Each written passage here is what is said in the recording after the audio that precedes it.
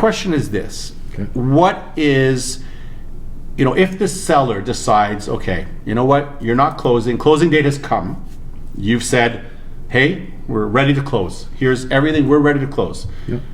Buyer doesn't close, you send off another letter saying, hey, if you don't close by this time and date, we're not going to put the house back on the market. And then you say, we're putting you on notice and we're going to sue you for any damages as well as the deposit. Yeah, in usual cases, it's called anticipatory breach, where the buyer already said, I'm not closing, so they've already given you the roadmaps. You don't have to tender on them. You still tender on them, the signed documentation, so show that you're ready to close. But when they told you, hey, I'm not closing, it's not going to happen, they've already said they're breaching, so you can already rely on that. Fair. So now, we put the house back on the market, we go to try to sell it. Yeah. Hot market, cold market, it's going to define what the damages are at the end of the day.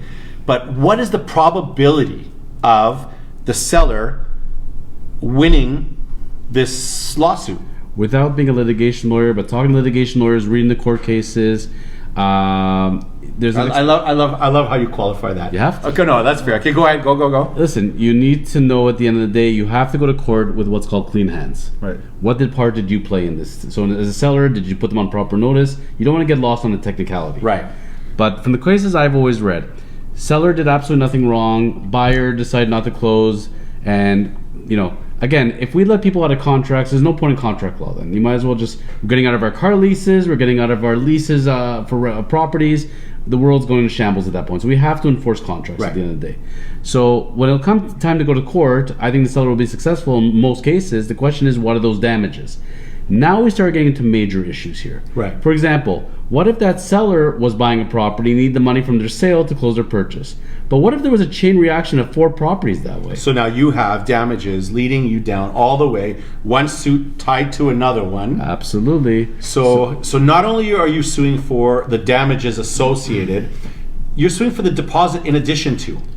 Always. So it's not the deposit. See, this is always a misconception. It isn't the deposit as part of the damages. It's damages plus the deposit. You're asking for it. The question is, what will the judge decide? Right. So, and I've read decisions on this much. So, for example, they look at the dollar value of the deposit. They look at what the proportion was to the purchase price. Right. So, one of the things is, let's say the seller went and sold it for more money. Life worked out great for them. They're still going to get at least part of that deposit, no matter what, because you have, if not all of it, because we have to punish the buyer because they didn't close. Right. Now that deposit is actually sitting in trust with the brokerage and is not touched. So somebody's missing that money. Yes. Whether it's the seller missing it to be able to enjoy it, or it's the buyer missing a portion of it and not being able to use it to buy something else. It's not going nowhere. But the seller also, what if they put their stuff in storage? What if they had to go get a hotel at that point?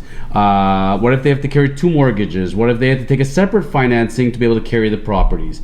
And they had bought another property and they were bridge financing in between. Right. Damages could be astronomical. What about, and one case that was raised for me, which didn't happen but could have been, what if you were in the country for X amount of time based on your house selling? You extend that closing, now you're going to be a non-resident. Potentially you could be hit with a giant tax bill because that property didn't close. Guess who's going to be footing that bill? Buyer as well. Interesting. So buyer should note, I don't know the seller's circumstances. I don't know what's going on here. You can't assume it was mortgage free. You can't assume there's no additional cost. You could be in astronomical numbers in the hundreds of thousands potentially, depending on what their circumstances are. That's where, if you're the buyer and you're trying to negotiate out, don't be a cowboy or cowgirl. Try to negotiate a settlement to be able to get that mutual release signed. Take the sure mutual release versus going to court and taking your chance.